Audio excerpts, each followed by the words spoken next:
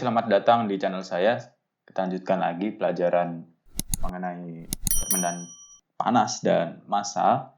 Jadi, jika di video sebelumnya kita sudah belajar mengenai perhitungan tentang beragam non-dimensional numbers, ya, bilangan-bilangan tak berdimensi, kemudian filosofi perhitungannya.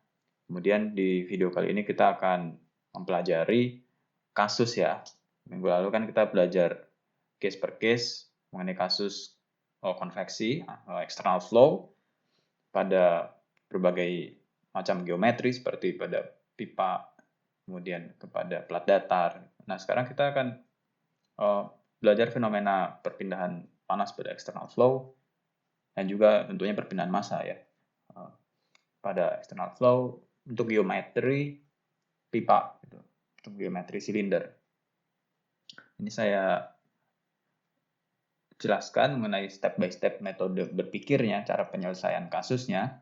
Jadi, jika kita menemui suatu kasus perpindahan panas, maka yang pertama kita identifikasi dulu case-nya itu seperti apa. Kemudian setelah mengetahui kasusnya, step berikutnya adalah menentukan bilangan Reynolds. Nah, setelah didapat bilangan Reynolds, kemudian kita pilih korelasi antara data bilangan Reynolds tersebut dengan bilangan Nusselt, atau pilih korelasi average bilangan Nusselt-nya. And then, the next step is kita menentukan koefisien konveksinya. Nah, finally, atau pada akhirnya kita dapat menghitung perpindahan panas pada fenomena konveksi tersebut. Ini langkah kalkulasi secara umum. Nah, pada kasus perpindahan panas pada profil berupa silinder, atau ini kan penampang silinder ini bisa pipa, ya. Nah, kasus-kasus seperti ini pada pertemuan pendahuluan dulu saya pernah jelaskan bahwasanya banyak dipakai pada fenomena water ball di mesin boiler. Jadi susunan pipa water wall di mana terjadi perpindahan panas antara gas panas ke dalam dengan ini, ya, maksudnya antara gas panas dengan permukaan pipa, kemudian dari pipa ke fluida yang ada di dalam pipa tersebut. Itu bisa dijelaskan dan bisa dihitung dengan perhitungan yang akan kita bahas di video kali ini. Nah, untuk memahami karakter dari aliran external flow yang menabrak suatu bentuk silinder seperti ini, Anda perhatikan di layar Anda. Di sini Anda lihat ada variabel V atau kecepatan fluida. Kecepatan fluida V. Nah, di sini adalah yang bentuk lingkaran ini adalah profilnya, profil silindernya. Nah, Anda perhatikan si silinder ini kan punya nilai diameter, ya. Ada D di sini, ada nilai diameter. Kemudian ada nilai keliling di sini. Nah, kemudian ketika ada flow dari fluida yang menabrak pada sisi di tengah-tengah ini, ya, kita sebut sebagai stagnation point. Jadi stagnation point itu adalah lokasi di mana permukaan silinder kecepatannya itu adalah 0 itu di titik ini. Nah, karena kecepatannya adalah 0, tentu pressure yang ada di titik ini bisa dijamin bahwasanya pressure-nya itu sangat tinggi, gitu. Nah, menariknya, jika kita mengidentifikasi, ya, di bagian per bagian dari penampang silinder ini berdasarkan kenaikan kelilingnya, berapa jumlah kelilingnya, misalnya X, berarti kan berapa derajat dia berubah, kan? Kalau di sini 0 derajat, pada stagnation point ini 0 derajat, seiring bertambahnya sudutnya itu kita bisa memahami bagaimana perubahan tekanan dan kecepatan itu di sana. Profilnya seperti apa perubahannya. Nah, ternyata dari stagnation point, tekanan fluida itu berkurang dengan bertambahnya X, dan arti kata sudut tetanya bertambah.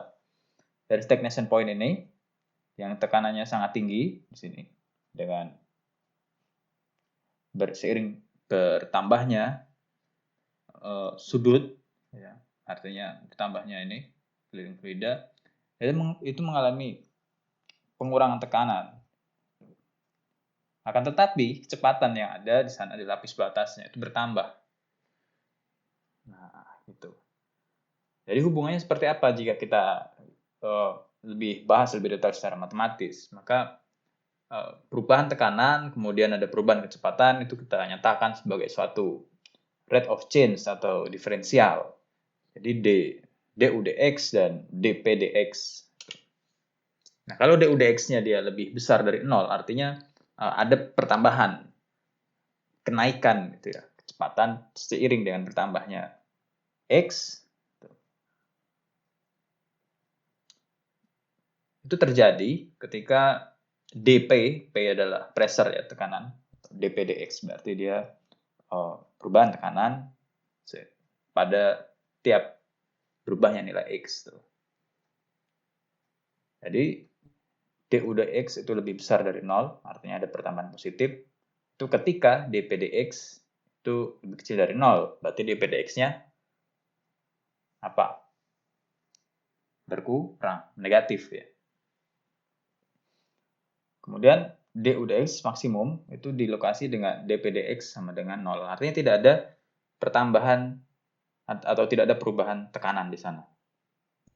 Itulah posisi du dx-nya maksimum. Begitu pula sebaliknya, gitu.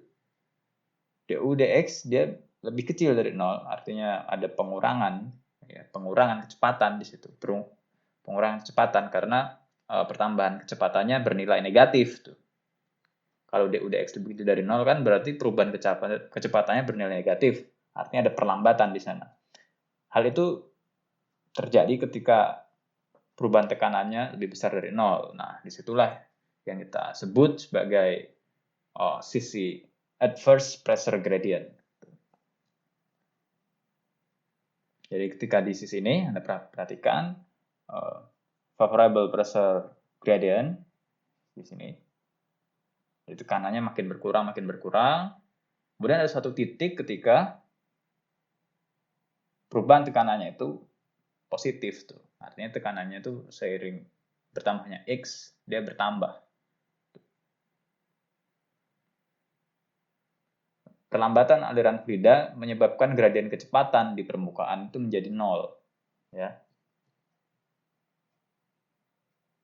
Jadi V tadi, di awal tadi kita lihat ada V, kalau dia makin melambat itu alirannya, artinya dV dx atau dV dl ya, misalkan ya, dV V ya, itu berkurang, perubahannya arah negatif, maka akan mempengaruhi nilai du dy. Nah, perlambatan aliran fluida menyebabkan gradien kecepatan di permukaan itu menjadi 0.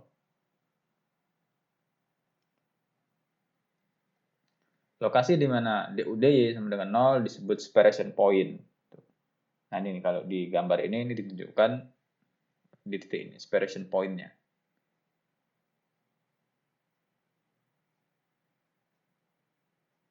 Jadi favorable pressure gradient, kemudian masuk ke zona adverse pressure gradient. Kalau di favorable pressure gradient ini speednya makin bertambah dalam satu lapis batas. Kalau di adverse pressure gradient speednya berkurang, gitu. Makin lama makin berkurang.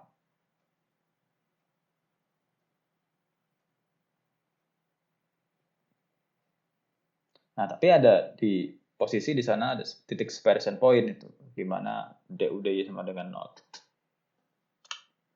Pada titik separation point itu terjadi pemisahan lapis batas. Jadi lapis batas itu tidak lagi berada pada permukaan si silinder tadi.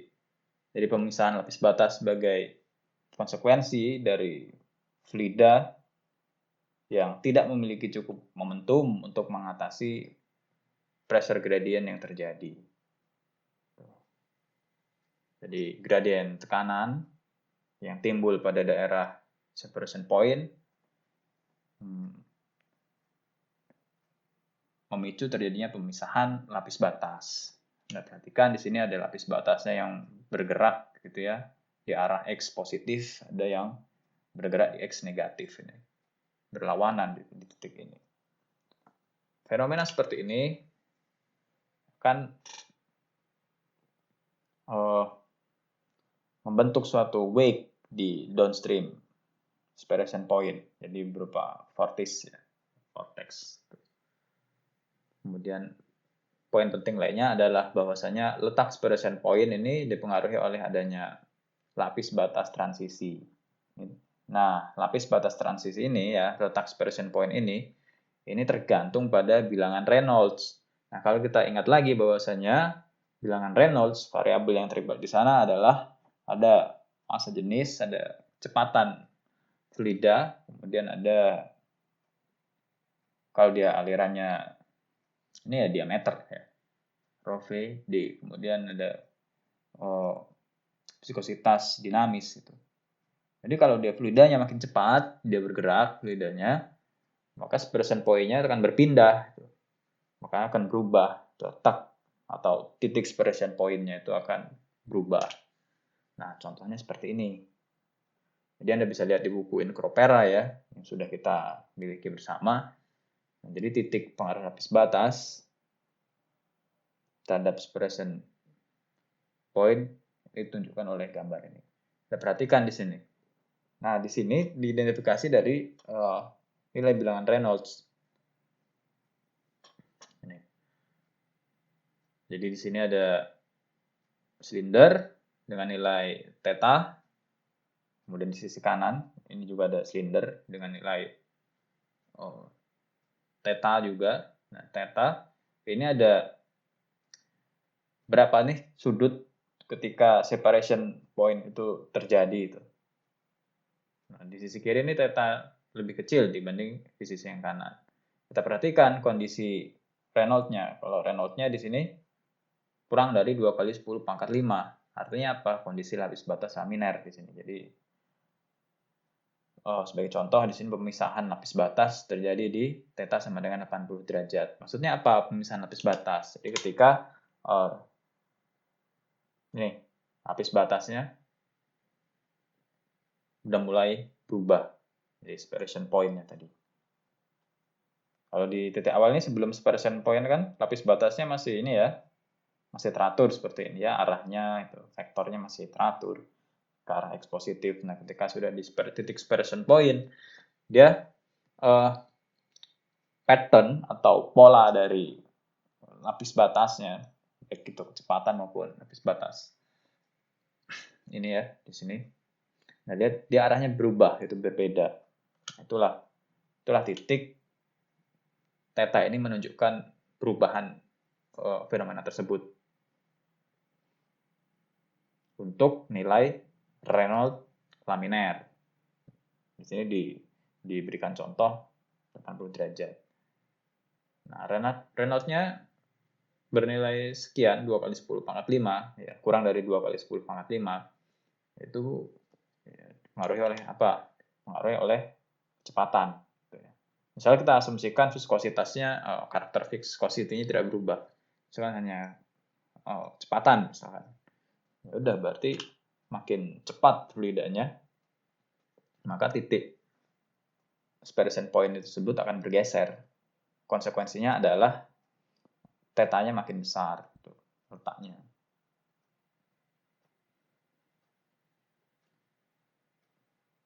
Jadi di sini Anda perhatikan ada lapis batas laminer, ini muncul di sini.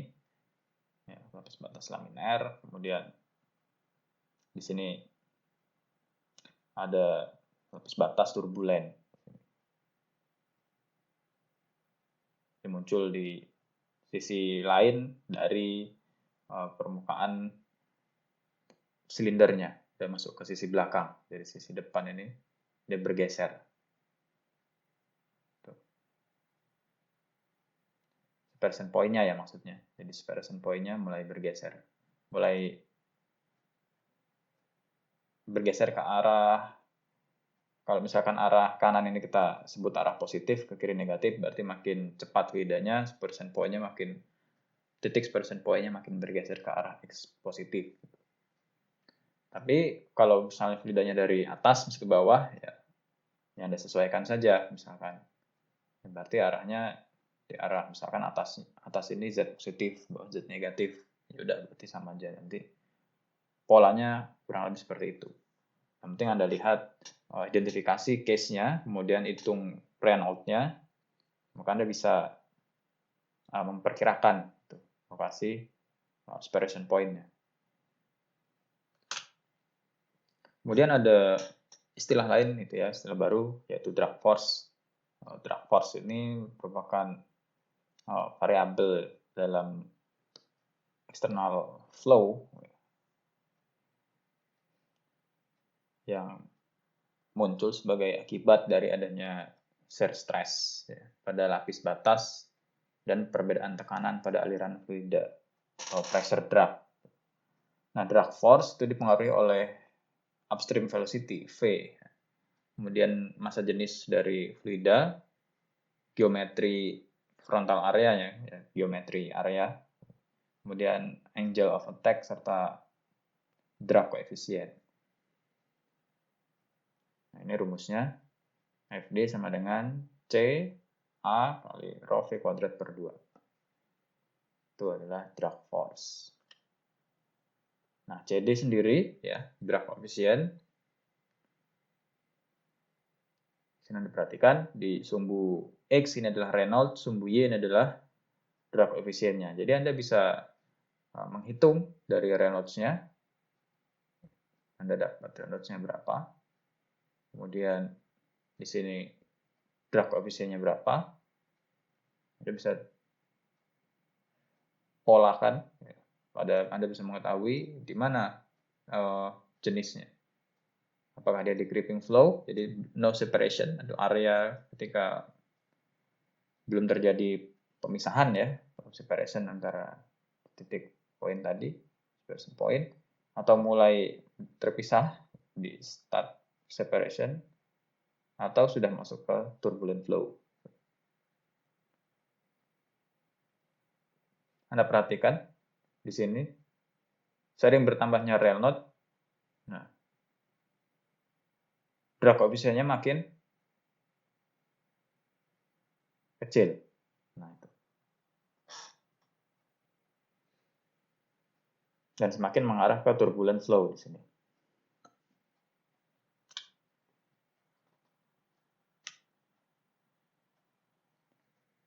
Kemudian kaitannya Reynolds number dengan Nusselt number, gitu ya.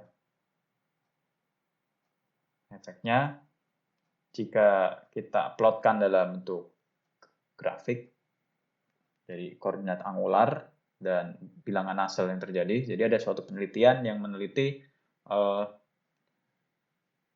berapa perubahannya yang dialami oleh Nusselt number ini seiring dengan naiknya angular coordinate, ya. Meningkatnya angular coordinate untuk bentuk silinder. Jadi di sini diketahui bahwasanya ternyata bilangan Nusselt-nya turun pada rentang theta, sudut ini 0 sampai 80 derajat. Hal ini diakibatkan oleh lapis batas laminer. Kemudian separation point-nya di theta sama dengan 80 derajat ini ya, Anda perhatikan di sini.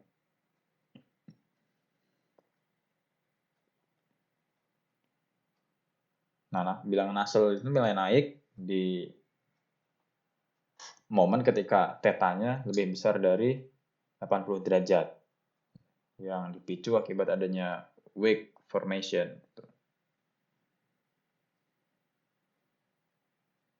Itu untuk Reynolds yang kurang dari 10 pangkat 5.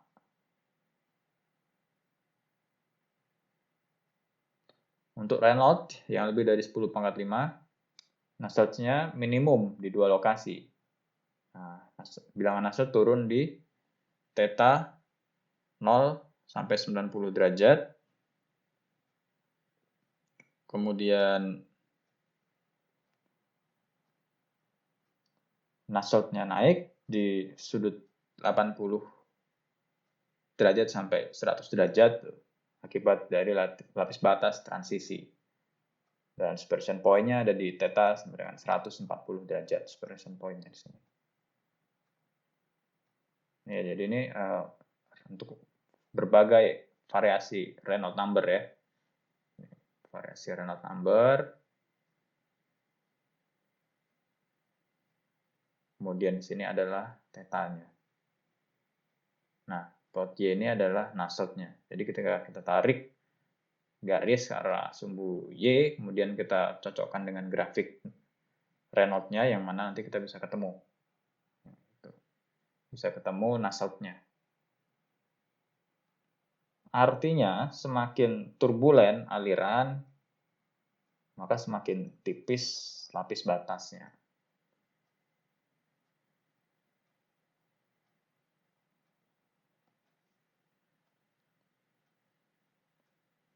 Jadi, bilangan Nusselt, Anda ingat lagi bahwasanya bilangan Nusselt merupakan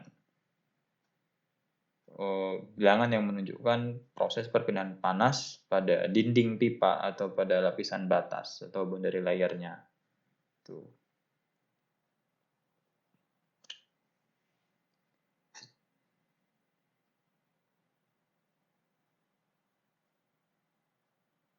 Kemudian bagaimana korelasi konveksi aliran melintas si silinder tersebut? Nah, kita kan punya formula dari Nusselt ya. Di video sebelumnya kita sudah belajar Nusselt sama dengan nilai C kali Reynolds pangkat M. Ya. Kemudian kalikan Prandtl pangkat sepertiga. Jadi nilai C dan M itu dipilih dari tabel berikut ini. Jadi Reynolds-nya berapa, nanti nilai C dan M-nya mengikuti. Jadi step awal itu adalah Anda menghitung berapa nilai bilangan Reynolds-nya. Tentu setelah Anda tahu kasusnya itu apa. Jadi ini perhitungan untuk konveksi external flow itu case per case ya, by case itu. Kasusnya apa? Apakah dia melewati silinder, apakah dia melewati plat datar, itu akan berbeda.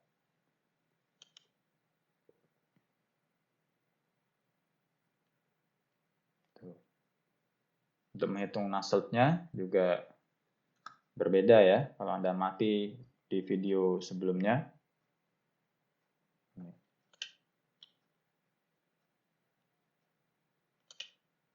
Nah, kemudian di sini ada contoh soal yang penjelasannya cukup jelas, step by step-nya, bisa Anda amati. Kemudian di buku yang ada di LMS itu udah ada 4 buku ya kalau ini tidak salah, ada 4 buku, silahkan Anda pakai buat memperdalam fenomena external convection flow. Kemudian korelasi konveksi aliran yang melintasi bola. Nah, untuk aliran yang melintasi profil berbentuk bola, kita pakai rumus dari Whittaker. Whittaker ini meneliti bilangan Nusselt-nya. Itu kalau kita ingin memperoleh bilangan Nusselt, kita menggunakan rumus ini.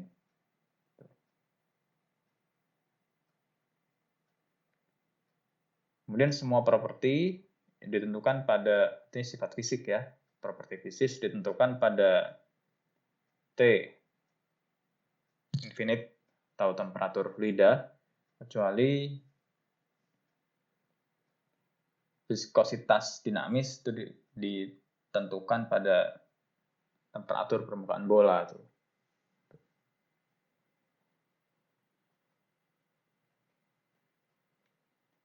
Nah, contoh soalnya pada ini bola ada di buku Cengel.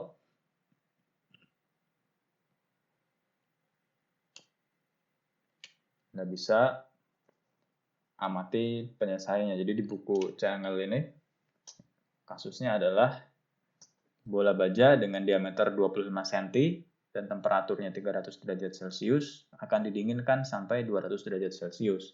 pada aliran udara pada tekanan 1 atmosfer dengan kecepatan aliran udaranya 3 meter per detik dan temperaturnya 25 derajat Celcius. Kita diminta untuk menentukan koefisien konveksi rata-rata. Nah, kan, jadi kasus-kasus di external flow itu memang tidak jauh-jauh dari koefisien konveksi rata-rata, kemudian kaitannya juga dengan waktu yang diperlukan untuk mencapai temperatur bola baja 200 derajat Celcius. Jadi bola baja suhunya 300 derajat Celcius, mau didinginkan dengan udara bertemperatur 25 derajat Celcius yang memiliki kecepatan aliran 3 meter per detik, tekanannya pada kondisi tekanan 1 atmosfer dengan massa jenis baja diketahui dan kalor jenis baja diketahui, kita diminta untuk mencari koefisien konveksi rata-rata dan mencari seberapa lama waktu yang dibutuhkan untuk mendinginkan bola baja tersebut.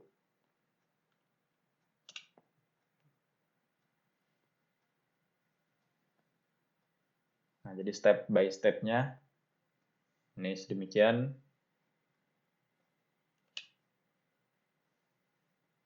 Kemudian kita dapat nilai panas yang dilepaskan bola baja, sehingga dari nilai Q atau panas yang dilepaskan bola baja tadi, kita bisa mencari waktu yang dibutuhkan dengan membagi Q besar dengan laju konveksi rata-ratanya. Jadi jumlah panas yang dilepaskan kita ketahui, kemudian laju konveksi rata-ratanya kita ketahui, maka dengan membagi besar panas yang dilepaskan dengan nilai laju konveksi rata-rata, kita bisa memperoleh berapa lama pendinginan yang harus dilakukan untuk mendinginkan bola baja dari temperatur 300 derajat sampai 200 derajat. Nah, untuk detail perhitungannya itu sangat mudah, sangat matematis sekali, jadi saya rasa saya tak perlu menjelaskan secara detail, jadi sudah cukup sangat jelas. Oke, demikian video kali ini, semoga bermanfaat dan jangan lupa untuk terus berlatih ya, karena perpindahan kalor tanpa latihan itu ibarat sayur tanpa garam. Jadi semakin sering Anda latihan, maka Anda akan semakin handal untuk memahami kasus per kasus dari fenomena external flow untuk heat and mass transfer. Oke, semoga bermanfaat dan sampai jumpa di video berikutnya.